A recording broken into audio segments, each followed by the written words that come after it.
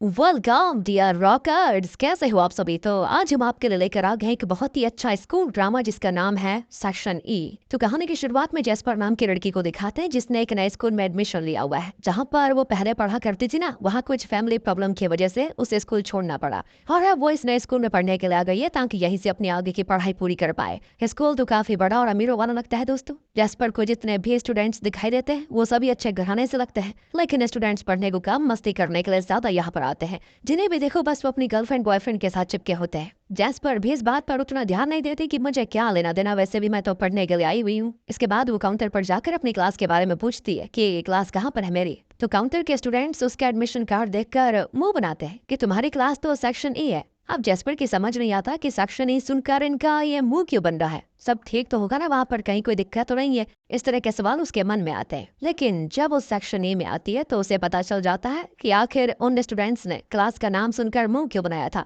क्योंकि ये section class गम और कचरे का ढेर ज्यादा लगता है। हर तरफ सामान फैला हुआ होता है। वहाँ उसको कुछ लड़के भी दिखाई देते हैं। वो उनसे कहती है, क्या आप लोग बता सकते हो कि क्लासरूम नंबर 503 किधर है। ये सुनकर उन लड़कों में से कीफर नाम का लड़का जो कि लॉलीपॉप खा रहा होता है और कहता है, क्लासरूम नंबर 503 यहाँ पर नहीं है, जाओ दूसरे सेक्शन में ढूंढो। ये सुनकर जैस्पर को बड़ा गुस्सा आता है कि जब मैंने काउंटर पर पूछा तो वो तो कह रहे थे कि ये है, और अब ये कह रहा है कि सेक्शन यहाँ पर नहीं है। लेकिन वो अपने गुस्से को शांत कर लेती है दोस्तों, क्योंकि पहला ही दिन है, वो कोई बखेड़ा खड़ा नहीं करना चाहती। तो अब जैस्पर वहाँ से सेक्शन सी में आ जाती है, जहाँ बाकी स्टूडेंट्स जैस्पर को बड़ी अजीब नजरों से देखते हैं कि मानो कोई भूत देख लिया हो उन्होंने। क्लास की मॉनिटर रखी जैस्पर से कहती है, क्या सच में तुम्हारा यही सेक्शन है, क्योंकि हमें तो नहीं बताया गया कि कोई नया बच्चा आने वाला है। तो वो जैस्पर का एडमिशन फॉर्म देखकर कहती है, अरे तुम्हारा तो सेक्शन ही है, यहाँ क्या कर रही हो। अब जैस्पर का दिमाग घूम जाता है कि उस लॉलीपॉप वाले लड़के ने मुझसे छूट कहा, इसको छोड़ूंगी नहीं मैं। वो भागकर सेक्शन ई में आ जाती है, जहाँ वो क्लास के लिए लेट भी हो चुकी थी, पर टीचर पहली बार के लिए उसको माफ कर देते हैं और सारे स्टूडेंट से कहते हैं कि देखो ये क्लास की नई बच्ची है, कुछ सवाल करना चाहता है कोई तो कर सकता है। ये सुनकर क्लास का मॉनिटर जो कि कीफर ही है, वो अजीब तरह के सवाल जैस्पर से पूछकर उसका मजाक उड़ाने लगता है, जिससे क्या था पूरी क्लास हंसती है। पहले दिन जैस्पर की बेइज्जती हो जाती है दोस्तों, लेकिन वो दोबारा से अपना गुस्सा शांत कर लेती है। लेकिन उसको एक चीज बड़ी अजीब भी लगती है कि इस क्लास के अंदर उसके अलावा कोई दूसरी लड़की है ही नहीं। ऐसा कैसे हो सकता है, क्योंकि असल में दोस्तों कोई भी लड़की का एडमिशन जब सेक्शन ई में होता है ना, तो कीफर और उसके दोस्त मिलकर उस लड़की को इतना परेशान करते हैं कि वो लड़की या तो क्लास छोड़कर भाग जाती है या फिर स्कूल से ही चले जाती है। जैस्पर इस बात से बिल्कुल अनजान है कि आगे उसके साथ पता नहीं क्या क्या होने वाला है, जिसकी शुरुआत तो आज ही हो गई है, क्योंकि पीछे से कीफर और उसके दोस्त कचरा फेंक कर जैस्पर को मारना शुरू कर देते हैं। जैस्पर के कई बार मना करने पर भी वो नहीं सुनते। टीचर्स भी बच्चों को बोल नहीं सकते थे, क्योंकि कीफर और उसके दोस्त काफी बदमाश हैं। कुछ कहने पर वो टीचर्स को भी नहीं छोड़ने वाले, इसीलिए टीचर्स तो उनको समझाना ही छोड़ देते हैं। अब लंच टाइम होने पर जैस्पर कैफेटेरिया में आती है, लेकिन वहाँ पर आने के बाद बाकी सेक्शन की लड़कियां उसके बारे में बातें करने लगती है कि देखो देखो इस लड़की को देखो, सेक्शन ई में है ये, शक्ल भी ऐसी कि कोई लड़का इसको भाव तक नहीं देगा, कितना पुराना स्टाइल है इसका, 2 दिन से ज्यादा नहीं टिकने वाली वहाँ पर। लेकिन जैस्पर सभी की बातों को इग्नोर करके वहाँ से अपनी क्लास में आ जाती है। लेकिन इससे पहले कि वो लंच कर पाती, क्लास के सारे लड़के उसका खाना लेकर भाग जाते हैं। उन्हीं में फ्लिक्स नाम का लड़का भी शामिल होता है, जो जैस्पर से कहता है कि तुम्हें अब से पता तो चल गया होगा कि तुम यहाँ खाना नहीं खा सकती, क्योंकि पता है क्या, सेक्शन ए के लड़कों को कैफेटेरिया में जाना मना है, इसीलिए हमें जिसका खाना मिलता है उसी का छीन कर खा लेते हैं। बेचारी जैस्पर के पास चिप्स का पैकेट था, फ्लेक्स उस पैकेट को भी लेकर भाग जाता है। जैस्पर सोच में पड़ जाती है, ये स्कूल है या फिर मेंटल हॉस्पिटल, कैसे लड़के रहते हैं यहाँ पर, बताओ कैसे होगा गुजारा। अब अगले लेक्चर के लिए जैसे ही टीचर क्लास में आती है तो गंदी क्लास को देखकर कहती है, 10 मिनट में क्लास साफ करो, अगर नहीं हुआ तो आज किसी को भी घर नहीं जाने दूंगी। इतना कहकर टीचर तो चली जाती है, लेकिन उसके जाते ही सारे लड़के भी क्लास से भागकर बाहर से दरवाजा बंद कर देते हैं। और कीफर जैस्पर से कहता है कि बेस्ट ऑफ लक, 10 मिनट्स में क्लास साफ कर देना पूरी तरह। और अब जैस्पर के गुस्से का ठिकाना नहीं होता कि सबका काम इन लोगों ने कदे मुझ पर डाल दिया, पर बेचारी कर भी कह सकती थी, इसीलिए वो क्लास की सफाई करने में लग जाती है। सफाई करते करते उसको लॉकर दिखाई देता है, जिनमें तो सभी लड़कियों के नाम होते हैं, पर एक पर एला नाम की लड़की का नाम लिखा होता है। वो जैसे उसको खोलने वाली होती है तो कीफर आकर कहता है कि ओ, जितना कहा गया है उतना ही करो, दूसरे काम में ज्यादा इंटरेस्ट मत दिखाओ, और किससे परमिशन लेकर तुम्हें लॉकर खोलने वाली थी। तो जैस्पर भी कहती है, अरे ऐसे क्या छुपा के रखा हुआ है जो खोलने नहीं दे रहे। और कीफर दोबारा से उसको डांटते हुए कहता है कि अपने काम से काम रखो। तभी बाकी स्टूडेंट्स बाहर से दोनों को देखकर कहते हैं कि अरे लड़ना बंद करो, डरते हुए बिल्कुल हस्बैंड वाइफ की तरह नजर आ रहे हो। ये सुनकर दोनों साइड हो जाते हैं। इसके बाद तो कीफर जेस्पर को धक्का मार कर नीचे गिरा देता है और क्लास के बाहर निकल जाता है ताकि जल्दी से जेस्पर सफाई का काम कर दे। फिर रात को दोस्तों जेस्पर अपने घर पर आती है जहाँ वो अपनी आंटी के साथ रहती। आंटी उससे पूछती भी है कि बेटा कैसा रहा पहला दिन, पर जेस्पर ये नहीं बताती कि आज तो खूब बेइज्जती हुई उसकी, बस इतना कह देती है हाँ ठीक ही था। इसके बाद अगले दिन जेस्पर सभी से छुपकर क्लास में लंच कर रही होती है, लेकिन तभी कीफर वहां पर आ जाता है जो जेस्पर के खाने में से खुद भी खा लेता है। अब उसको ऐसा खाता हुआ देखकर जेस्पर सोचने लगती है कि जब इसका मुंह बंद रहता है तो कितना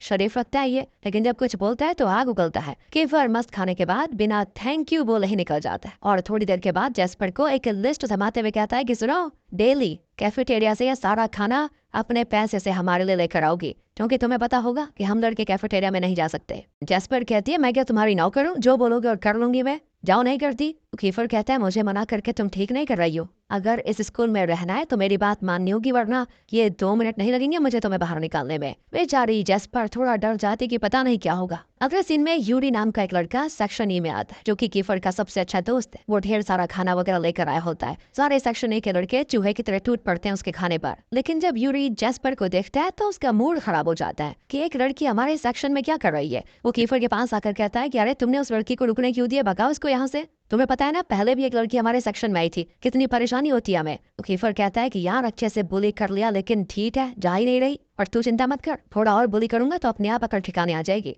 दोस्तों अगले सीन में जेस्पर की मुलाकात सिन नाम के लड़के से होती है। वो भी सेक्शन ए का ही स्टूडेंट है। वो जेस्पर को देखकर कहता है कि स्कूल जा रही हो क्या, चलो साथ में चलते हैं। जेस्पर मान जाती है। तब वो सिन से कहती है क्या तुम मुझे बताओगे कि आखिर सेक्शन ए के लड़कों को कैफेटेरिया में जाना अलाउड क्यों नहीं है। जिस पर सिन कहता है कि एक बार कीफर की गर्लफ्रेंड एला कैफेटेरिया में दूसरे लड़के के साथ क्लोज हो रही थी, तो गुस्से में कीफर ने पूरा कैफेटेरिया ही तोड़ दिया। उसके बाद क्या होना था, पूरे सेक्शन ए को मना कर दिया वहां जाने के लिए, बैन कर दिया बिल्कुल। ये सुनकर जेस्पर हैरान रह जाती है कि अच्छा ऐसा था क्या। अब कुछ देर के बाद जैसे क्लास खत्म होती है ना, सभी अपने अपने घर जाने के लिए निकल जाते हैं, लेकिन जेस्पर बेंच से उठ ही नहीं पाती क्योंकि कीफर ने बेंच पर ग्लू लगा दिया था जिस पर जेस्पर के स्कर्ट चिपक गई थी। ये देखकर जेस्पर को बड़ा गुस्सा आता है कि कैसे बच्चे हैं यार। वो जैसे जबरदस्ती उठती है दोस्तों, उसके स्कर्ट फट जाती है। तो सिन तब उसको अपना जैकेट दे देता है जिसको पहनकर जेस्पर पूरे स्कूल में कीफर को ढूंढने लग जाती कि कहाँ है वो, जो उसे बाकी दोस्तों के साथ मिल भी जाता है। उसको देखते पहले तो वो उसके मुंह पे जैकेट फेंक कर मारती और कहती है बस बहुत हो गया, तुमने अपनी सारी हदें पार कर ली, अब मैं चुप नहीं रहूंगी।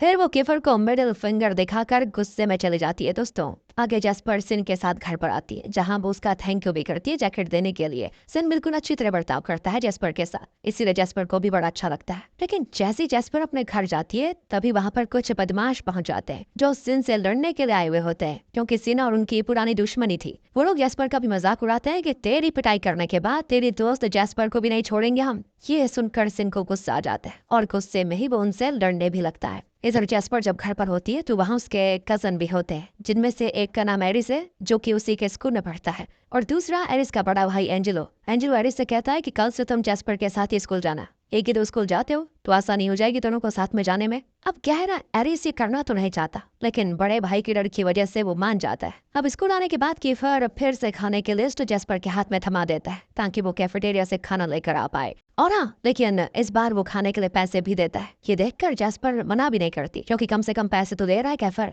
तो वो ढेर सारा खाना लेकर सेक्शन ई की ओर जा रही होती है। रास्ते में उसको एरिस और एला भी दिखाई देते हैं जो दोनों रिलेशनशिप में भी है, और एरिस की वजह से ही कीफर एला से नफरत करता है कि एला ने आखिर एरिस के लिए उसको कैसे छोड़ दिया। पर जेस्पर इस बात से अनजान है कि ये एला ही कीफर की गर्लफ्रेंड थी। तो जेस्पर वहाँ से खाना लेकर क्लासरूम में आ जाती है। सभी उस खाने पर टूट पड़ते हैं बिल्कुल, लेकिन यूरी वहाँ से चला जाता है क्योंकि उसे जेस्पर के साथ खाना ही नहीं खाना था। कुछ देर के बाद क्लास में टीचर सारे बच्चों का नाम लेकर उनसे कुछ सवाल कर रही होती है, और जब वो जेस्पर को जेस्पर फर्नांडिस कहते हैं तो पूरे सेक्शन ए के लड़कों का दिमाग घूम जाता है कि एरिस का सरनेम भी फर्नांडिस है, मतलब ये एरिस के ही रिश्तेदार है। ये जानकर सारे लोग जेस्पर को इग्नोर करके चले जाते हैं। जेस्पर हैरान कि अचानक से इन लोगों को क्या हो गया, ऐसे क्यों भाग गई है। वो उन्हें खाने को चॉकलेट्स भी देती है, लेकिन कोई भी जेस्पर की ओर देखता ही नहीं, यहाँ तक कि उन्होंने उसे बुले तक करना बंद कर दिया था। जेस्पर घर आकर एरिस से सेक्शन ए के बारे में पूछती है कि क्या तुम्हारे साथ उनका कुछ मैटर हुआ है। तब एरिस कहता है कि ऐसा कुछ नहीं है, लेकिन हाँ, तुम्हें सेक्शन ए वालों के साथ घुलने मिलने की जरूरत नहीं है, वो लोग अच्छे नहीं है। जितना दूरी बनाए रखोगी उतना बढ़िया रहेगा तुम्हारे लिए। अब कीफर और बाकी सारे स्टूडेंट्स मिलकर जेस्पर के बारे में जानकारी निकाल रहे होते हैं कि कहीं एरिस ने जासूस बनाकर जेस्पर को सेक्शन ए में तो नहीं भेजा ताकि वो हमारे ऊपर नजर रखवाए। हमें इसका पता लगाना ही होगा। जिसके बाद फिर से क्लास के स्टूडेंट्स को क्लास साफ करने का काम दिया जाता है। इसीलिए सभी दोबारा जेस्पर को अकेला छोड़कर दरवाजा बंद कर देते हैं। जेस्पर कहती है, देखो अगर तुम लोग चाहते हो कि मैं सफाई करूं तो पहले मुझे इग्नोर करना बंद कर दो और बताओ कि मैंने किया क्या है। ये सुनकर कीफर दूसरे क्लास का भी कचरा उठाकर क्लासरूम में डाल देता है और जेस्पर से कहता है कि बुली होने का शौक है ना, चलो अब साफ करो। जेस्पर गुस्से में वो सारा कचरा उठाकर कीफर के मुंह पे फेंकते हुए कहती है, मैंने इग्नोर करने से मना किया था, लेकिन तुम तो बुली करने पे दोबारा उतर आए हो। तुमसे तो मैं पहले गुस्सा हूँ, इसलिए मेरा दिमाग खराब मत करो। अब ये सुनकर कीफर को भी गुस्सा आ जाता है और दोनों में हो जाती है बहस शुरू। लेक्चर चालू होने वाला था और क्लास साफ भी नहीं हुई थी, तो यूरी उन दोनों को एक साथ क्लास साफ करने के काम पे लगा देता है। दोनों सफाई कम और एक दूसरे से झगड़ा ज्यादा करते हुए क्लासरूम साफ कर रहे होते हैं। अगले दिन में कीफर की डेविड नाम के लड़के के साथ जबरदस्त लड़ाई हो रही होती है। इस लड़ाई में जो जीतेगा ना, वही क्लास का अगला मॉनिटर बनेगा।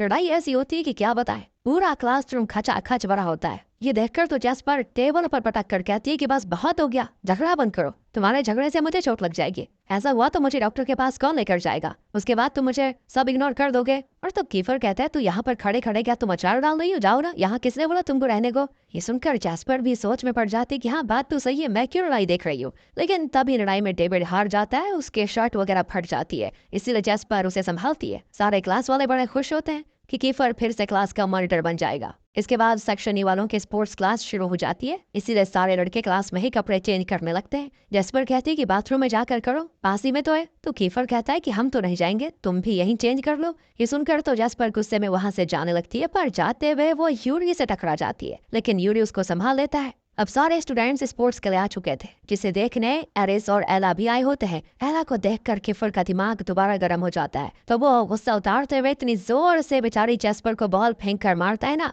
कि जेस्पर की नाक टूट जाती है, उसकी नाक से खून आने लग जाता है। फिर एरिस जल्दी से जेस्पर को संभालता है और कीफर ऐसे भोले जैसा मुंह बनाकर चला जाता है कि क्या कहें, जैसे कि उसने कुछ किया ही ना हो। फिर चोट लगने की वजह से एक हफ्ते तक जेस्पर स्कूल नहीं जाती। वो ये भी सोचती है कि क्या मुझे स्कूल वापस जाना चाहिए या फिर नहीं। कीफर बहुत ही बुरा इंसान है, कहीं वो मुझे फिर से चोट पहुंचाने की कोशिश ना कर दे। लेकिन मैं इतनी सी बात की वजह से स्कूल तो नहीं छोड़ सकती, मैं अवला नारी नहीं हूँ, मैं खुद का बचाव कर सकती हूँ। इस तरह की वो अपने आप को मोटिवेशन देती है और दोबारा स्कूल आ जाती है। वो जब अकेले बैठकर अपना लंच कर रही होती है तो वहाँ पर कीफर आ जाता है और आज देखिए बड़े प्यार से बात करते हुए कहता है, तुम्हारी चोट कैसी है, सब ठीक तो है ना, ज्यादा जोर से तो नहीं लगी।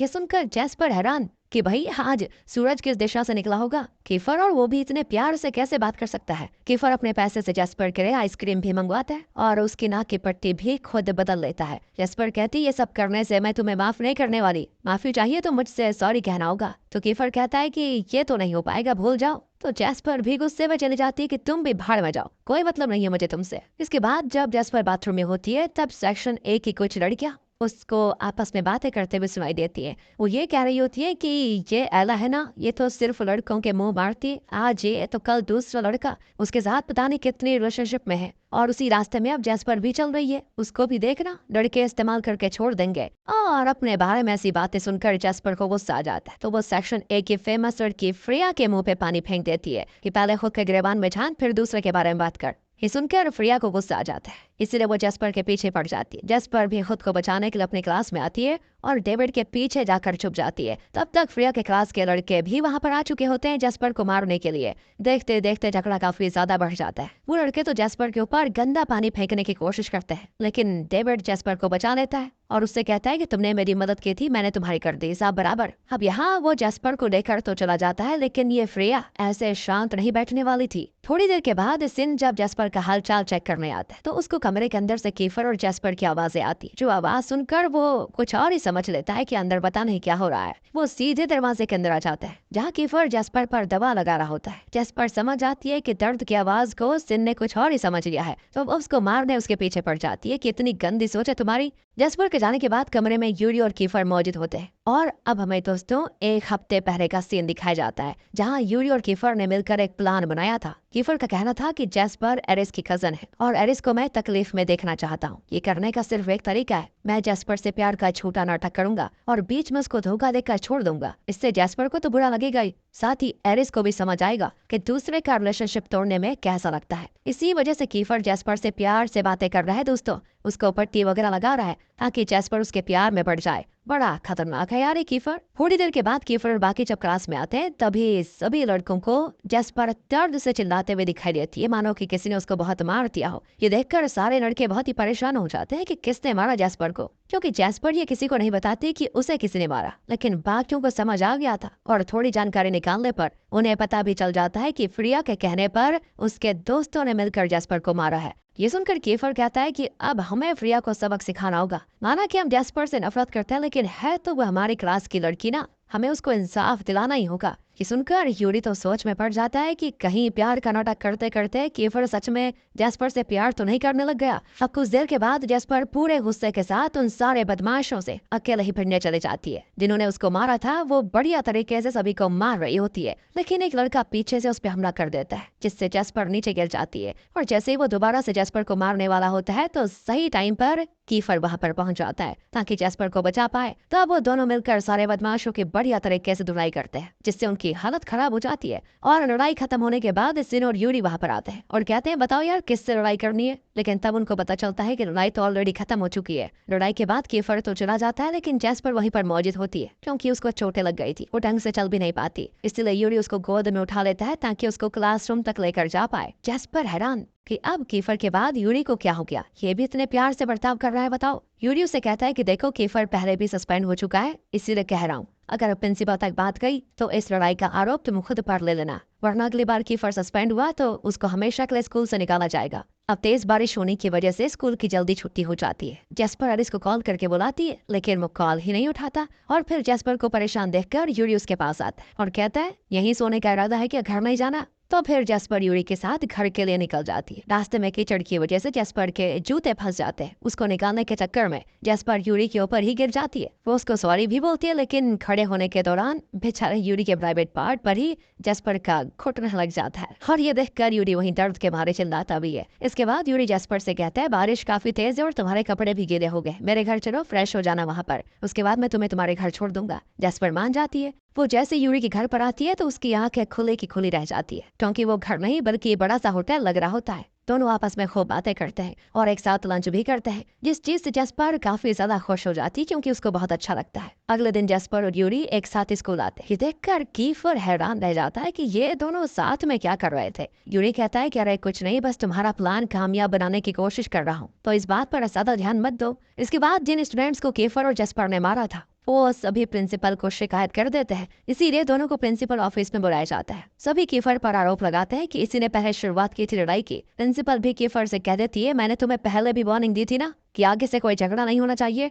लगता है स्कूल से बाहर निकलने का मन है तुम्हारा। और ये सुनकर जेस्पर को यूरी की बात याद आ जाती है जहाँ पर यूरी ने कहा था कि जेस्पर तुम्हें इस लड़ाई का आरोप खुद पर लेना होगा वरना कैफिर को मुसीबत हो जाएगी। इसीलिए वो प्रिंसिपल से कहती है लड़ाई मेरी वजह से शुरू हुई थी, कीफर की कोई गलती नहीं थी इसमें, आप मुझे सलाह दे सकती हो। प्रिंसिपल कहती है मुझे बताया कि तुम कीफर को बचाने के लिए कर रही हो, इसीलिए कल अपने पेरेंट्स के साथ स्कूल आना, मुझे उनसे बात करनी है। इसीलिए जेस्पर एंजेलो को स्कूल लेकर आ जाती है। प्रिंसिपल तो जेस्पर को सस्पेंड करने की बात करती है, पर एंजेलो के मनाने पर वो इस बार मान जाते हैं। एंजेलो जेस्पर से कहता है कीफर के लिए तुम अपनी लाइफ बर्बाद कर रही हो, बड़ी मुश्किल से इस स्कूल में तुम्हारा ट्रांसफर हुआ है, यहाँ से निकले तो कहीं एडमिशन नहीं मिलेगा, इसीलिए ऐसे लड़कों के पीछे अपनी जिंदगी खराब मत करो। लेकिन जेस्पर कहती है ऐसा कुछ नहीं है, बल्कि सच में कीफर ने मुझे उन लोगों से बचाया था, मैं उसे बचाने की कोशिश नहीं कर रही, मैं सच कह रही हूँ। इसीलिए एंजेलो उसको माफ कर देता है और अपना कार्ड दे देता है ताकि वो कुछ शॉपिंग कर पाए। दूसरी ओर कीफर काफी ज्यादा खुश होता है कि जेस्पर ने सारा इल्जाम खुद पर लेकर उसे बचा लिया। वो यूरी से कहता है कि अब तो जेस्पर हमारे सेक्शन ई की बिल्कुल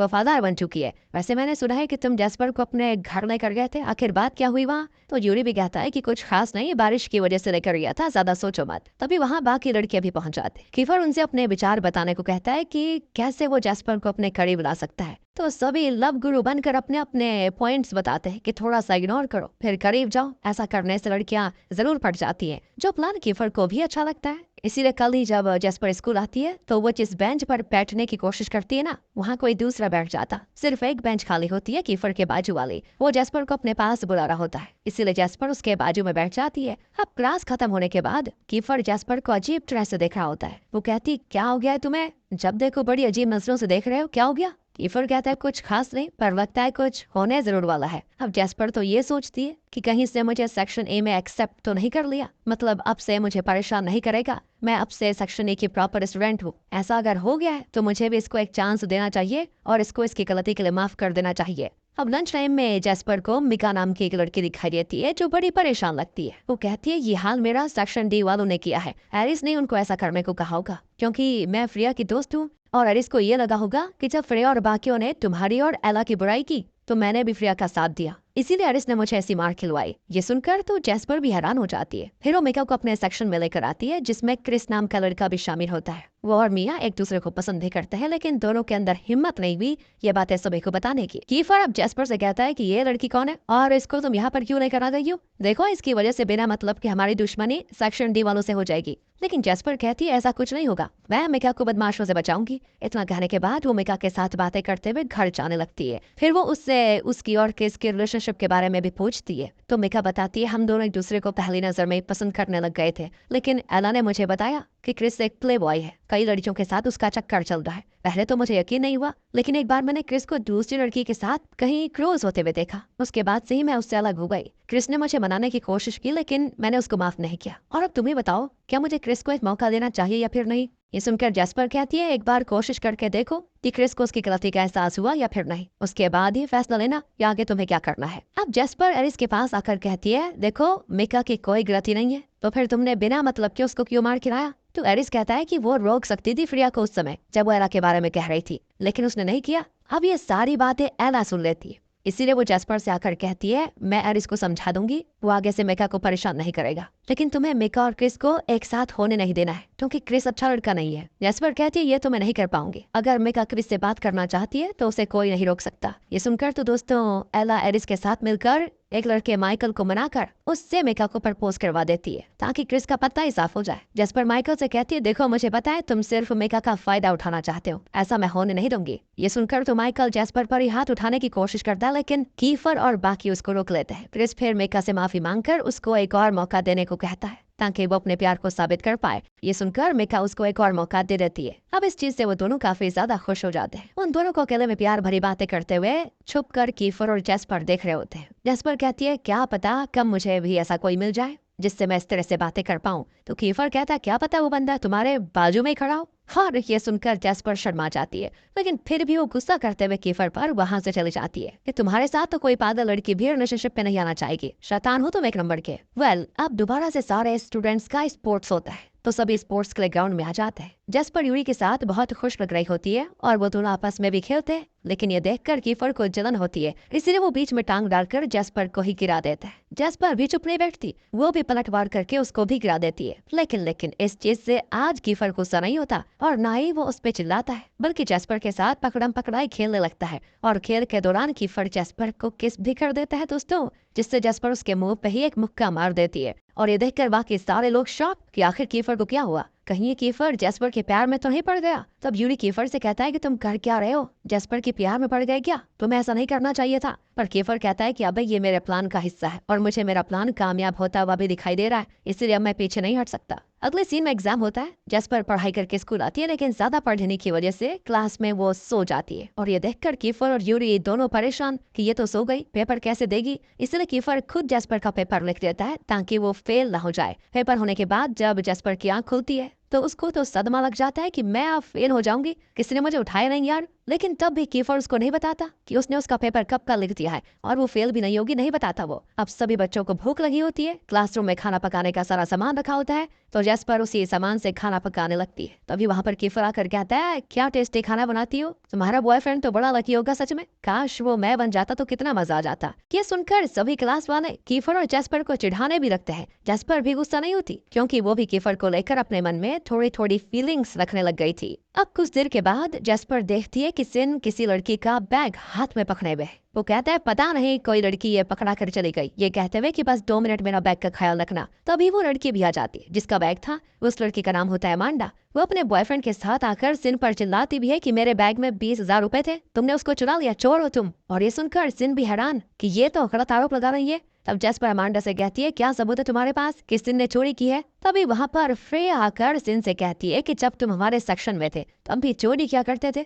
चोरों की चोरी करने की आदत कभी खत्म नहीं होती। तो जेस्पर सिन से कहती है क्या ये बात सच है, तुमने पहले कभी चोरी की है, और अगर की है तो मुझे इसके बारे में बताए क्यों नहीं। तब वो कहता है कि मैंने वो सारी चीजें छोड़ दी थी, और अगर बता देता कि मैं एक चोर था तो तुम कभी भी सही नजरों से मुझको नहीं देखती, इसलिए मुझे माफ कर दो बस। ये देखकर जेस्पर को बुरा भी लगता है। वो सभी से कहती है कि बिना सबूत के कोई भी सिन को चोर नहीं कहेगा। इतना कहने के बाद वो सिन को लेकर चले जाती है। पूरे स्कूल में सिन की बेइज्जती हो गई थी। इस चीज से वो काफी उदास भी रहता है, ना स्कूल आता और ना ही जेस्पर का फोन उठाता। इसीलिए जेस्पर कीफर से कहती है मुझे 20,000 उधार चाहिए। ये सुनकर कीफर कहता है कि उन बदमाशों को दोगी ना तुम जिन्होंने सिन पे गलत आरोप लगाया है, पैसे देने से कुछ नहीं होगा, उसकी इज्जत वापस नहीं आएगी। इसीलिए मैंने एक प्लान बनाया है, हम मिलकर प्लान पर काम करेंगे जिससे सिन की इज्जत वापस आ जाएगी। और जहाँ तक मुझे लगता है ये काम एला और एरिस का ही है। दोनों सिन से नफरत करते हैं, इसलिए उन्होंने उसकी बेइज्जती की। तो वही दोस्तों एला और एरिस आपस में बातें कर रहे होते हैं, जहाँ सच में एला का ही प्लान था सिन को बेइज्जत करने का, ताकि उसके जरिए वो जेस्पर को तकलीफ दे सके, क्योंकि पूरे सेक्शन ई में जेस्पर फेमस हो गई थी, जो चीज एला से देखी नहीं जा रही थी। इधर कीफर और जेस्पर दोनों अमांडा से मिलने जाते हैं और कहते हैं देखो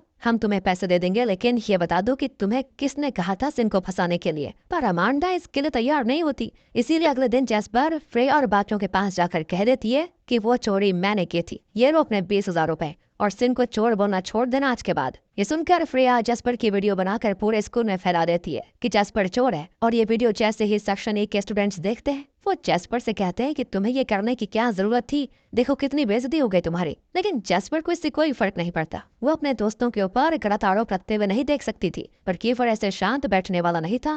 वो अपने हैकर दोस्त से मिलकर वो वीडियो एडिट करवा देता है ताकि ज्यादा लोगों तक वो वीडियो पहुंचे ही ना। कुछ देर के बाद जब जेस्पर एक रेस्टोरेंट में आती है तो वहाँ पर मौजूद बाकी लड़कियां जेस्पर को चोर चोर बुलाकर उसका मजाक उड़ाती है। तब वहाँ यूरी आ जाता है दोस्तों, जो पूरा रेस्टोरेंट ही बुक करके उन लड़कियों को वहाँ से भगा देता है ताकि आराम से जेस्पर खाना खा सके। जेस्पर कहती है कि तुम्हें मेरे लिए इतना कुछ नहीं करना चाहिए था, पर यूरी कहता है तुम दोस्त हो और तुम्हारी कोई बेइज्जती करेगा तो मैं कैसे बर्दाश्त कर पाऊंगा। साफ पता चल रहा है दोस्तों कि यूरी जेस्पर को पसंद करने लगा है। और ये दोनों आपस में हंसी मजाक करते हुए खाना खा रहे होते हैं कि तभी रेस्टोरेंट के बाहर कीफर आ जाता है और यूरी और जेस्पर को एक साथ खुश देखकर उसको बहुत ज्यादा जलन होती है, इसीलिए गुस्से में वो चला जाता है वहाँ से। अब यूरी बताऊं क्या सोच रहा है अपने मन में कि कीफर तो बेचारे को बस इस्तेमाल कर रहा है ताकि इसका दिल तोड़ सके, लेकिन मैं ऐसा होने नहीं दे सकता। मेरे अंदर जेस्पर के लिए फीलिंग्स है। इसीलिए वो हिम्मत करके उससे पूछ लेता है क्या तुम्हारा कोई बॉयफ्रेंड है। और ये सवाल सुनकर जेस्पर हैरान हो जाती है कि यूरी को क्या हो गया, वो ऐसे सवाल क्यों कर रहा है। लेकिन फिर भी वो कह देती है मेरा एक बॉयफ्रेंड था लेकिन अभी कोमा में है। ये काफी पहले की बात है, इसलिए मैं पास्ट को दोबारा याद नहीं करना चाहती। ये सुनकर तो यूरी भी उस पर जोर जबरदस्ती नहीं करता, मतलब बॉयफ्रेंड के बारे में बताने के लिए। फिर रेस्टोरेंट में बातें करते करते रात हो जाती है, इसीलिए यूरी जेस्पर को उसके घर छोड़ने जाता है। वो साइकिल पर बैठकर पीछे जेस्पर को बिठा लेता है, लेकिन जेस्पर जब उसको पीछे से पकड़ी होती है तो तब यूरी को गुदगुदी होती है और बैलेंस बिगड़ने से यूरी के साथ साथ जेस्पर भी साइकिल से नीचे गिर जाती है,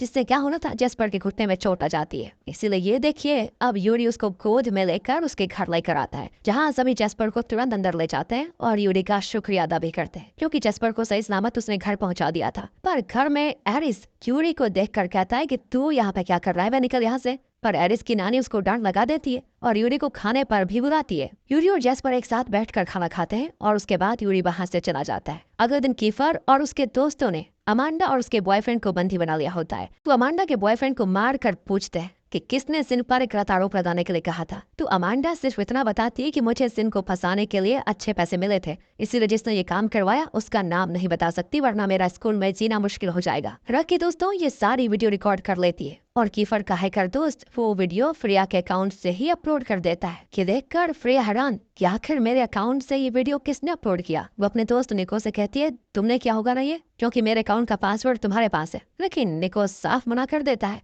वहीं एला ये वीडियो देखकर डर जाती है कि कहीं मेरी सच्चाई सामने ना आ जाए, जिस पर एरिस कहता है कि जिन्होंने ये वीडियो बनाई है ना उन्हें नहीं पता कि तुमने सिन को फंसाया, वरना वो तुम्हारा अकाउंट हैक करके उसमें से अपलोड करते। इसलिए शांत रहो और डरने की जरूरत नहीं वरना फंस जाओगी। इसीलिए एना चुप हो जाती है। अब कीफर जैस्पर के पास आकर कहता है, देखा देखा मेरा प्लान कामयाब हो गया ना, सिन की इज्जत वापस आ गई। इतनी मुश्किल से काम किया है, कम से कम प्यारा सा थैंक यू तो बोले दो। वो अपने हाथों को घुमा रहा था तो जैस्पर समझ जाती है कि कीफर क्या कहना चाह रहा है, इसीलिए वो उसको भगा देती है वहाँ से। कीफर जाते हुए उसको पैसे देकर चला जाता है कि सबके लिए कुछ लंच लेकर आ जाना, याद से हमें भूख बहुत लगी है। जैस्पर मान जाती है। अब कीफर के जाने के बाद यूरी वहाँ पर आता है तो जैस्पर के लिए खाना लेकर आया है। बताओ, वो अपने हाथों से उसको खाना खिलाता है जो कि बड़ा टेस्टी भी होता है। जैस्पर उसके खाने की बड़ी तारीफ भी करती है, जिससे यूरी को क्या था बहुत अच्छा लगता है। और क्या, अगले सीन में टीचर सारे स्टूडेंट्स को बताते हैं स्कूल में फेस्टिवल होने वाला है, इसीलिए हर सेक्शन को कुछ न कुछ जिम्मेदारी दी गई है। जो अपनी जिम्मेदारी पूरी नहीं करेगा उसको फेस्टिवल में पार्टिसिपेट करने नहीं दिया जाएगा। याद रखना इस बात को।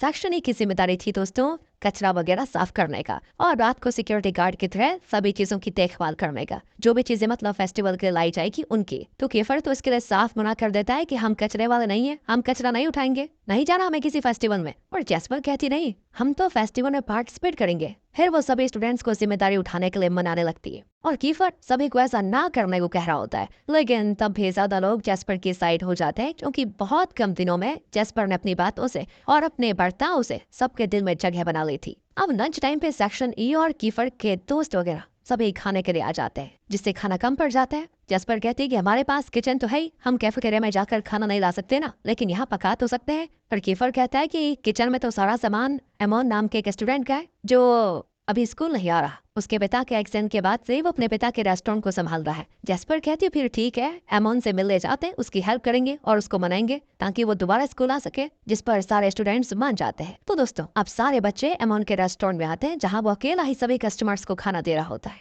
और सारे दोस्तों को देखकर एमोन को बड़ी खुशी होती है। इसके बाद जैस्पर और बाकी सभी वेटर बनकर खाने का ऑर्डर देते हैं और कस्टमर्स को खाना भी परोसते हैं। कीफर तो अपनी शर्ट निकाल कर स्टाइल मारते हुए लड़कियों का ऑर्डर लेने के लिए जाता है, जिससे तो लड़कियों के रेस्टोरेंट में लाइन लग जाती है। तो यूरी भी सेम काम करना शुरू कर देता है। पूरा रेस्टोरेंट कुछ देर में फुल हो जाता है। जैस्पर को ये देखकर बड़ी खुशी होती है, लेकिन तभी हड़बड़ी में दोस्तों कीफर के हाथों पर गर्म कॉफी गिर जाती है। तो जैस्पर तो जल्दी से उसके हाथ में दवा लगाती है। कीफर उससे कहता है सभी की परेशानियों को ठीक करने के लिए क्यों तैयार हो जाती हो तुम, सब कुछ ठीक नहीं कर सकती तुम। लेकिन जैस्पर कहती है कर तो नहीं सकती, लेकिन ट्राई तो जरूर कर सकती हूँ, इसलिए मैं ट्राई करती रहती हूँ ताकि मेरी वजह से कम कोई दूसरा इंसान खुश तो हो जाए। ये सुनकर कीफर तो और ही ज्यादा जैस्पर का दीवाना होने लगता है। ऐसा लगता है कि वो भी प्यार का नाटक करते करते सच्चा प्यार करने लगा है जैस्पर से। अब रेस्टोरेंट में एरिस, एला, फ्रेया और निको आ जाते हैं। एला और एरिस सभी को वेटर बनता हुआ देख कर कहते हैं हमें तो आज का ऑर्डर कीफर और जैस्पर से ही चाहिए, वो दोनों ही हमारा ऑर्डर लेकर आएंगे। कीफर को गुस्सा आ जाता है, लेकिन जैस्पर उसको शांत कर देती है कि प्लीज कंट्रोल। अभी कीफर ने जैस्पर के कंधे पर हाथ रखा ही था और उसको पकड़ा ही था, पर ये देखकर निको को अच्छा नहीं लगता। वो जैस्पर को अकेले में जाकर सीधा उसे प्रपोज कर देता है कि क्या तुम मेरे साथ रिलेशनशिप में आओगी। और ये सुनकर वो हैरान। तभी वहाँ पर डेविड आकर निको को भगा देता है। वो तो उससे लड़ने वाला था कि उसकी हिम्मत कैसे हुई जैस्पर से ऐसे बात करने की। सारे क्लास वाले जैस्पर से कहते हैं कि क्या तुम निको के साथ रिलेशनशिप में आना चाहती हो। ये सुनकर वो कहती है पागल हो गया हो क्या, एकदम घटिया इंसान है वो, मैं भला उसके साथ रिलेशनशिप में क्यों आऊंगी। तो कीफर अपने दोस्तों से कहता है निको पर नजर रखना, वो जैस्पर को परेशान करने की कोशिश दोबारा करेगा, लेकिन हम उसको उसके प्लान में कामयाब नहीं होने दे सकते। अगले दिन कीफर जैस्पर को लेने के लिए उसके घर के पास आता है क्योंकि सभी दोस्तों को एमोन ने बुलाया था। जब सारे दोस्त रेस्टोरेंट पहुंच जाते हैं तो एमोन सभी का शुक्र अदा करके कहता है मेरे पिता रिकवर हो रहे हैं और माँ ने थोड़े पैसे लोन भी लिए हैं, जिससे कुछ वेटर्स काम पर आ जाएंगे, इसीलिए कल से मैं भी स्कूल आ जाऊंगा और ये सब बस तुम लोगों की वजह से हो पाया, इसीलिए आज मैं अपने हाथों से तुम सभी को बहुत ही बढ़िया खाना बनाकर खिलाऊंगा। ये सुनकर सभी बड़े खुश हो जाते हैं। और अब क्लासरूम में आने के बाद जैस्पर को सभी स्टूडेंट्स आपस में बात करते हुए दिखाई देते हैं। जैस्पर के पूछने पर भी वो उसे कुछ नहीं बताते, लेकिन डेविड को चोट लगी हुई थी तो वो बताता है। निको सभी को कहते फिर रहा है कि तुम उसकी गर्लफ्रेंड हो। इस बात को लेकर थोड़ी सी बहस हो गई, लेकिन अब हम शांत नहीं बैठेंगे। जैस्पर कहती है आखिर क्या करने वाले हो तुम निको के साथ। वो लोग दोस्तों उसको ज्यादा कुछ तो नहीं बताते, बस इतना कहते हैं कि ये तुम्हारी भलाई के लिए है। इसके बाद सभी स्टूडेंट्स एक पुरानी फैक्ट्री में आ जाते हैं जहाँ निको भी आया होता है। ये सभी यहाँ पर निको से लड़ने के लिए आए हुए हैं और यही बात वो जैस्पर से छुपा रहे थे, लेकिन सच जानने के लिए जैस्पर भी चुपके चुपके यहाँ पहुँच जाती है। पर तब कुछ गैंग के बंदे जैस्पर को पकड़ लेते हैं दोस्तों, और कीफर ये देखकर हैरान कि जैस्पर यहाँ पर क्या कर रही है। वो चिल्लाता है कि यहाँ आने को किसने बोला था तुम्हें, पर जैस्पर कहती है तुम कुछ बताओगे नहीं तो मैं शांत थोड़ी बैठूंगी। अब वो बंदे जैसे जैस्पर के साथ गलत हरकत करने की कोशिश करते हैं तो वो सीधे फर्स्ट फ्लोर से नीचे अपने दोस्तों की ओर कूद जाती है ताकि उसके दोस्त उसे पकड़ ले, और सच में सारे दोस्त मिलकर जैस्पर को बचा लेते हैं, जिसमें निको भी शामिल होता है। ये देखकर वो गैंग के लोग वहाँ से भाग जाते हैं। क्यूरी और कीफर तो उसको काफी चिल्लाते भी है कि अकल नहीं है क्या तुम्हें, चोट लग जाती तो जैस्पर कहती है तुम सब कब काम आओगे, तुम्हारे ऊपर भरोसा था इसलिए तो कूद गई, वैसे ये गैंग थी कौन। तो सिन बताता है कि ये सब दूसरे स्कूल के बंदे हैं जिनसे हमारी पहले भी काफी लड़ाई हो चुकी है। उनके गैंग के लीडर का नाम है रैन, बड़ा खतरनाक बंदा है वो। लेकिन कीफर कहता है अगली बार बस सामने दिख जाए छोड़ूंगा नहीं उसको। इसके बाद जैस्पर अकेले में जाकर निको से कहती है देखो मैं रिलेशनशिप में अभी नहीं आ सकती, तुम अच्छे इंसान हो लेकिन मेरा भी इन सब चीजों में पढ़ने का मन नहीं है। ये सुनकर निको उदास तो होता है लेकिन उसकी बात मानकर उसका पीछा भी छोड़ देता है। अब घर आने के बाद कीफर जैस्पर को फोन करता है। वो जब फोन बैग में ढूंढ रही होती है तभी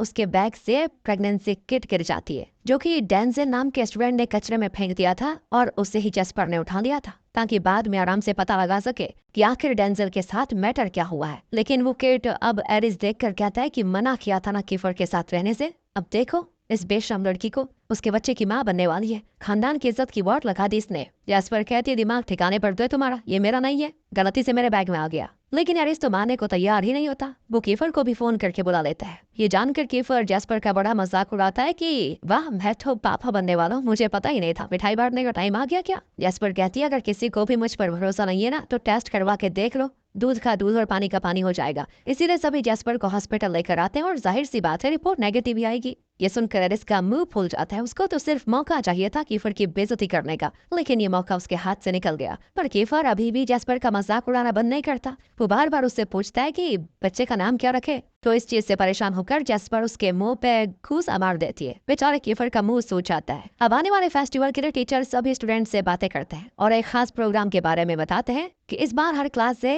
एक लड़का और एक लड़की को चुना जाएगा, जिसमें लड़की को लड़का बनना पड़ेगा और लड़के को लड़की। जो सबसे सुंदर लगेगा वही कंपटीशन जीतेगा। जैस्पर कहती है मुझे नहीं करना ये, सेक्शन ई से तो सिर्फ मैं ही लड़की हूँ, मुझे लड़का नहीं बनना। पर बाकी कहते हैं तुम्हें ही फेस्टिवल में जाना था ना, तो अब भुगतो। तो जैस्पर ना चाहते हुए भी इसके लिए मान जाती है। अब लड़की के लिए सिन को चुना जाता है। कुछ ही देर के बाद जब जैस्पर कचरा फेंकने जा रही होती है तब उसको डेंजल दिखाई देता है जिसकी गर्लफ्रेंड ग्रेस उससे झगड़ा कर रही होती है। देखकर तो ऐसा लग रहा है कि ग्रेस डेंजल के बच्चे की माँ बनने वाली है, लेकिन डेंजल जिम्मेदारी उठाना नहीं चाहता, इसीलिए उसने वो किट फेंक दी थी। तो जैस्पर अकेले में ग्रेस से बातें करती है, जहाँ रोते हुए ग्रेस उसे कहती है तुम्हें डेंजल से बात करनी होगी, वो मुझे ऐसे नहीं छोड़ सकता, मेरी जिंदगी बर्बाद हो जाएगी नहीं तो। जैस्पर कहती चिंता मत करो मैं उसको समझाऊंगी। जैस्पर सबसे पहले क्लास में आती है और किसी मैच्योर लड़के से सवाल करने का सोचती है कि क्या पता वो कुछ सही राय बता दे जिससे वो डेंजल को समझा पाएगी। तो उसको क्लास में सबसे मैच्योर इंसान डेविड ही लगता है। तो वो उसे पार्क में ले जाकर सारी बातें बताती है और पूछती है कि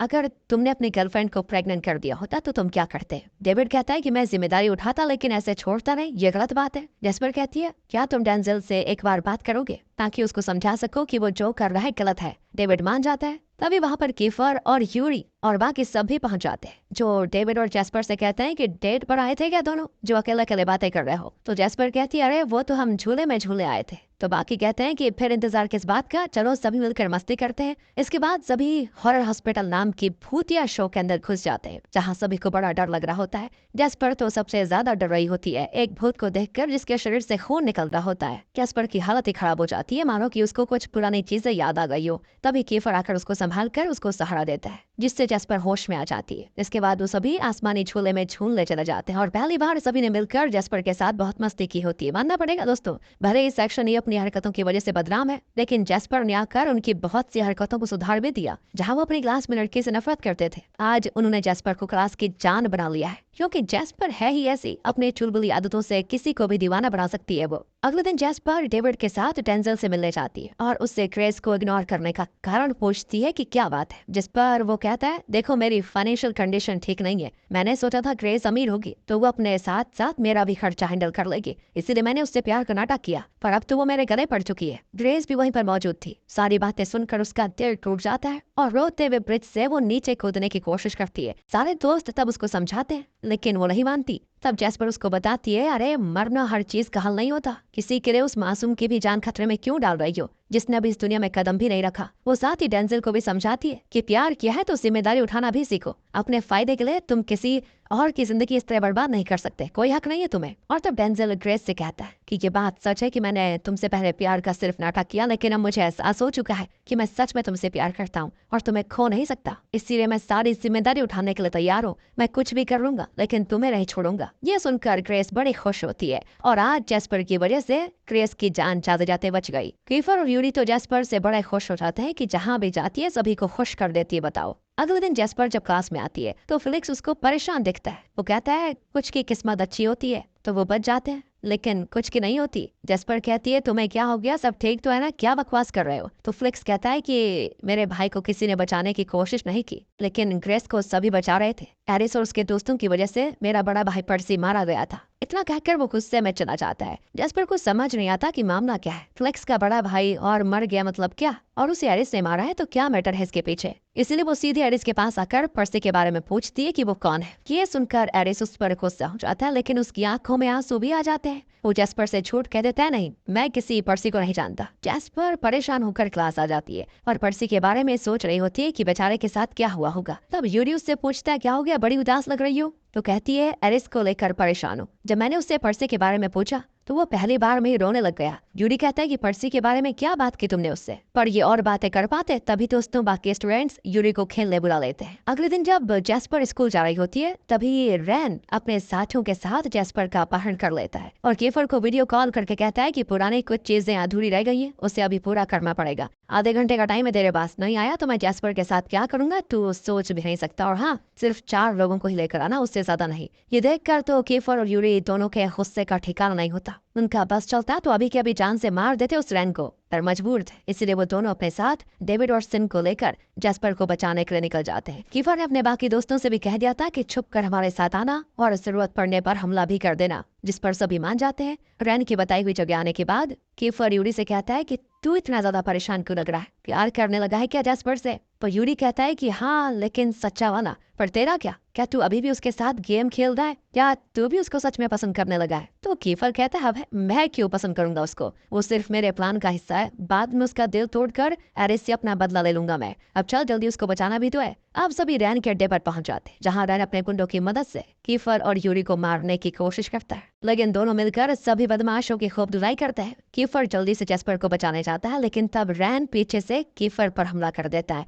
उसे बहुत मारता भी है। जैस्पर तो गिड़गिड़ा रही होती है कि उसे मत मारो, लेकिन रैन नहीं सुनता और तब गुस्से में जैस्पर उस पर डंडे से हमला कर देती है। हाँ, ये देखकर रैन का खून खौल उठता है और ऐसा जोरदार थप्पड़ मारता है जैस्पर को कि उसके मुंह से खून आ जाता है। तब उस खून को देखकर जैस्पर हो जाती है आउट ऑफ कंट्रोल और रैन को इतना मारती है कि उसकी हालत खराब हो जाती है। फिर भी जैस्पर नहीं रुकती, बस उसे मार ही जा रही होती है। तभी कीफर उसको गले लगाकर शांत करता है कि सब ठीक हो चुका है, हमने तुम्हें बचा लिया, चिंता की कोई बात नहीं है। और फिलहाल तो जैस्पर को देखकर ऐसा लग रहा है कि जरूर उसके पास्ट में कोई ऐसी घटना हुई है, इससे जैस्पर अभी तक बुरा नहीं पाई। आखिर क्या हो सकता है ये तो हमें आगे ही पता चलेगा। इसके बाद जैस्पर को हॉस्पिटल एडमिट करवाया जाता है क्योंकि उसको थोड़ी चोटें भी आ गई थी, इसलिए कीफर और यूरी ही उसका ख्याल रखते हैं। हैरिस भी जैस्पर से मिलने आता है हॉस्पिटल में, लेकिन तभी हॉस्पिटल में जैस्पर की माँ भी आ जाती है जो उससे मिलने आई हुई है। हैरिस कहता है आप यहाँ क्यों आई, आपको देखकर तो जैस्पर का मूड खराब हो जाएगा। असल में दोस्तों जैस्पर की माँ के नए नए मर्दों के साथ चक्कर चलते रहते हैं, जिससे वो जैस्पर पर उतना ध्यान नहीं दे पाती, इसीलिए जैस्पर अपनी आंटी के साथ रहती है। तब जैस्पर की माँ हैरिस से कहती है क्या तुमने जैस्पर को सारी बातें बता दी।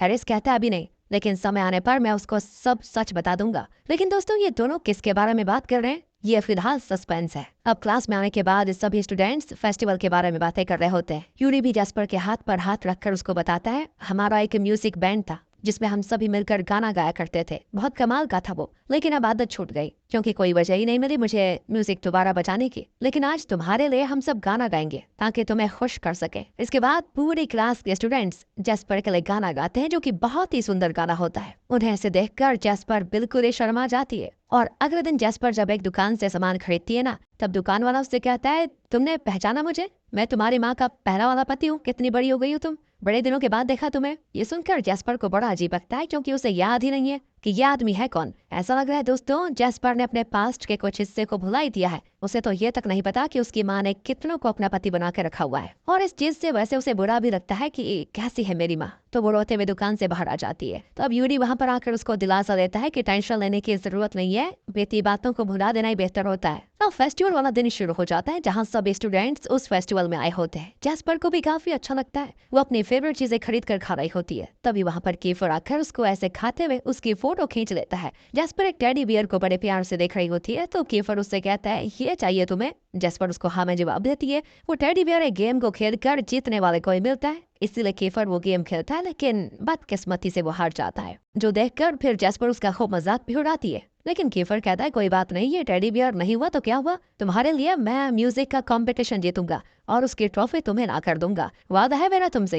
ये सुनकर जैस्पर काफी खुश होती कि चलो बढ़िया है। अब रात को सिक्योरिटी गार्ड बनने की बारी थी, इसीलिए जैस्पर और कीफर दोनों स्कूल की निगरानी में लग जाते हैं। अंधेरे की वजह से जैस्पर को बड़ा डर भी लगता है, मगर कीफर है ना उसके साथ वहाँ पर, वो उसका हाथ पकड़ लेता है। और ये देखकर वो तो अपने मन में कहती है अजीब तो है, लेकिन जब भी मैं कीफर के साथ होती हूँ तो मुझे बहुत अच्छा लगता है और सारा डर छू मंतर हो जाता है। दोनों की आपस में बातें करते हुए आज की ड्यूटी पूरी हो जाती है। अगले दिन बास्केटबॉल का राउंड होता है। जैस्पर के स्कूल का मैच दूसरे स्कूल के साथ होता है, जिसमें जैस्पर का स्कूल हार जाता है। तब फाइनल राउंड से पहले जैस्पर फ्लिक्स को कोच के पास लेकर आती है, क्योंकि फ्लिक्स भी टीम में शामिल होना चाहता है, क्योंकि टीम के एक प्लेयर को चोट लग गई थी। इसीलिए कोच फ्लिक्स को टीम में शामिल कर लेता है। अब पहले क्या था, फ्लिक्स तो गेम खेलना चाहता था, लेकिन पहले टीम डिसाइड हो गई थी, इसलिए उसकी बारी नहीं आई। लेकिन अभी जैस्पर की वजह से उसको मौका मिला है, इसीलिए वो भी मौके पर चौके मारते हुए खुद ही अपने स्कूल को फाइनल जिता देता है। ये देखकर जैस्पर को बड़ी खुशी होती है उसके लिए, और कीफर के साथ साथ यूरी का भी हाथ पकड़कर वो उछलने लगती है।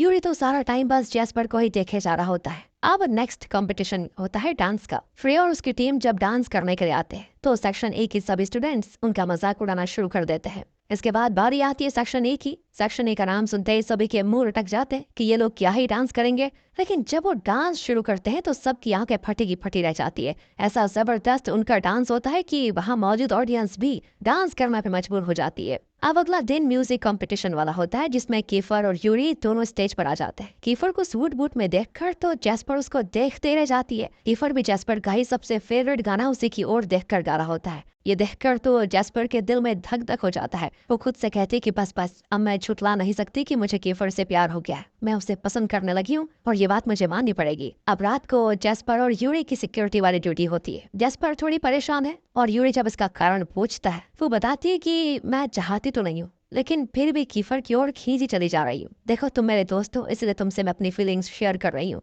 कि शायद मुझे कीफर से प्यार हो गया है। ओहो, यूरी का तो दिल टूट जाता है दोस्तों ये सुनकर, लेकिन वो ये चीज बाहर नहीं दर्शाता अपने फेस पर। जैस्पर कहती है क्या तुम्हें कभी किसी से प्यार हुआ है? जिससे भी किया होगा बड़ी खुशकिस्मत लड़की रही होगी वो। यूरी भी कहता है कि हाँ होगी तो, पर न जाने दुनिया के कौन से कोने में होगी। इसके बाद वो जैस्पर का कीफर को लेकर मजाक भी उड़ाता है। दोनों खूब मस्ती करते हुए आज की ड्यूटी पूरी कर लेते हैं। दूसरी ओर सिन लड़की बनने की प्रैक्टिस कर रहा होता है ताकि फेस्टिवल में परफॉर्म कर पाए। उसी के साथ साथ जैस्पर को भी लड़का बनने के लिए कपड़े डिसाइड करने होते हैं, लेकिन बार बार उसको किसी अनजान नंबर से कॉल भी आ रहा होता है। जैस्पर इग्नोर किया जाती है तो कीफर वो फोन उठा लेता है, जहाँ दूसरी ओर से आवाज आती है जैस्पर जल्दी हॉस्पिटल आ जाओ, साइरस को होश आ चुका है। लेकिन तभी फोन जैस्पर छीन लेती है। कीफर कहता है ये साइरस कौन है, लेकिन जैस्पर कहती कोई भी हो तुम्हें उससे क्या करना। इतना कहकर वो चली जाती है। अगला कंपटीशन सिंगिंग का होता है, उसमें यूरी गाना गाने स्टेज पर आता है। पूरा टाइम बस जैस्पर को ही देखकर लव सॉन्ग गा रहा होता है, मानो कि वो जैस्पर के लिए पागल हो गया हो। ये महसूस करके जैस्पर को भी काफी अजीब लगता है, तो वो चली जाती है वहां से। वो तो ये सोच रही है कि कहीं यूरी मेरे लिए तो नहीं गाना गा रहा, कहीं वो मुझे पसंद तो नहीं करने लग गया। नहीं, ऐसा नहीं हो सकता, वो सिर्फ मेरा अच्छा दोस्त है। अब यहाँ कई बार कॉल आने की वजह से जैस्पर आखिरकार साइरस से मिलने हॉस्पिटल चले जाती है। साइरस उसी का एक्स बॉयफ्रेंड है दोस्तों, जो कि कोमा में था और आज उसको होश आ गया है। पर साइरस को देखकर वो उसे पहचान ही नहीं पाती।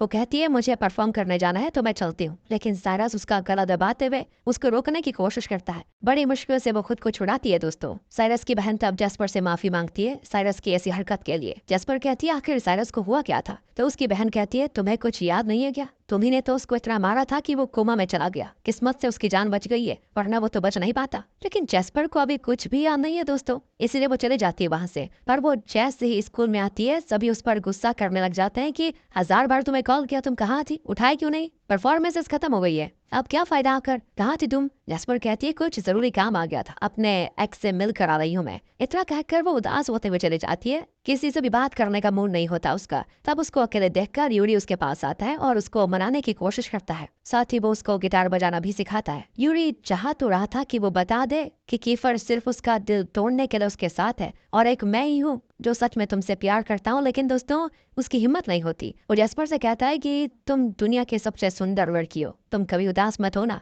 इतना कहकर वो उसको किस कर देता है और ये देखकर जैस्पर हैरान, वो दूर कर देती है उसको। उन दोनों को ऐसे दूर से कीफर देख लेता है जो कि म्यूजिक कंपटीशन की ट्रॉफी लेकर आया था। किसको देने के लिए? जैस्पर को देने के लिए, क्योंकि उसने पहले कहा था ना। वो उदास मन से जैस्पर को ट्रॉफी देते हुए कहता है, वादा किया था ना कि ट्रॉफी जरूर लेकर आऊंगा। इतना कहकर वो चला जाता है। जैस्पर को अभी फिलहाल तो बहुत अजीब लग रहा है, ऐसा फील हो रहा था उसको कि उसने कीफर के साथ जैसे चीटिंग कर ली हो। लेकिन क्या जैस्पर को पता चल पाएगा कि कीफर उससे सच्चा प्यार करता है या फिर उसके साथ खिलवाड़ कर रहा है? आखिर कौन होगा दोस्तों जैस्पर की किस्मत में, यूरी या फिर कीफर, जिसके साथ मतलब वो रिलेशनशिप में आएगी? यह तो आगे के एपिसोड्स में ही पता चलेगा, जो कि बाकी एपिसोड्स की तरह बहुत ही मजेदार होने वाले हैं। इसी के साथ ये पार्ट यहाँ पर खत्म होने वाला है, लेकिन क्या है अभी इसके पार्ट्स वीकली रिलीज हो रहे हैं, तो हम भी आपको जल्दी वो सारी चीजें पहुंचाने की कोशिश करेंगे। अब आप बताइए आपको ये कैसी लग रही है सीरीज? अच्छी लगी हो तो लाइक कीजिए, चैनल को सब्सक्राइब, ध्यान रखिए अपना।